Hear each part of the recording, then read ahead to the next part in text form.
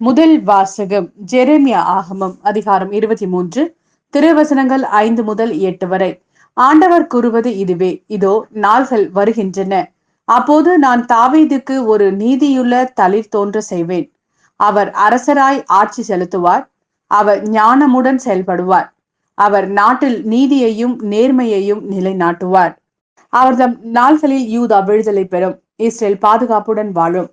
யாவே சிக்தேனு என்னும் பெயரால் இந்நகர் அழைக்கப்படும். ஆதலால் ஆண்டவர் கூறுவது: இதோ நாள்கள் வருகின்றன, அப்போது எகிப்து நாட்டிலிருந்து இஸ்ரேல் மக்களை அழைத்து வந்த வாழும் ஆண்டவர் மேல் ஆணை என்று எவரும் சொல்லார். மாறாக இஸ்ரேல் குடும்ப மரபினர் தங்கள் சொந்த நாட்டில் வாழும்படி அவர்களை வடக்கு நாட்டிலிருந்து அவர்கள் துரத்தியடிக்கப்பட்டிருந்த அனைத்து நாட்டுகளிலிருந்தும் அழைத்து வந்த வாழும் ஆண்டவர் மேல் ஆணை என்று கூறுவர்.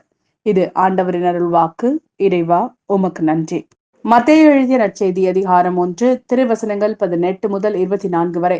இயேசு கிறிஸ்துவின் பிறப்பையொட்டிய நிகழ்ச்சிகள். அவருடைய தாய் மரியாவுக்கும் யோசேப்புக்கும் திருமணம் ஒப்பந்தம் செய்யப்பட்டிருந்தது.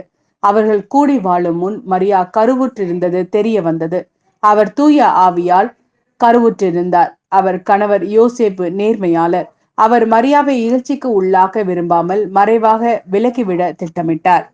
அவர் இவ்வாறு சிந்தித்துக் கொண்டிருந்த போது ஆண்டவரின் தூதர் அவருக்கு கனவில் தோன்றி, யோசேப்பே, தாவீதின் மகனே, உம் மனைவி மரியாவை ஏற்றுக்கொள்ள அஞ்ச வேண்டாம். ஏனெனில் அவர் கருவுற்றிருப்பது தூய ஆவியால் தான். அவர் ஒரு மகனை பெற்றெடுப்பார். அவருக்கு இயேசு என பெயரிடுவீர். ஏனெனில் அவர் தம் மக்களை அவர்களுடைய பாவங்களில் இருந்து மீட்பார் என்றார். இதோ கன்னி கருவுற்று ஒரு ஆண்மகவை பெற்றெடுப்பார். அக்குழந்தைக்கு இமானுவேல் என பெயரிடுவர் என்று இறைவாக்கினர் வாயிலாக ஆண்டவர் உரைத்தது நிறைவேறவே இவை யாவும் நிகழ்ந்தன. இமானுவேல் என்றால் கடவுள் நம்முடன் இருக்கிறார் என்பது பொருள்.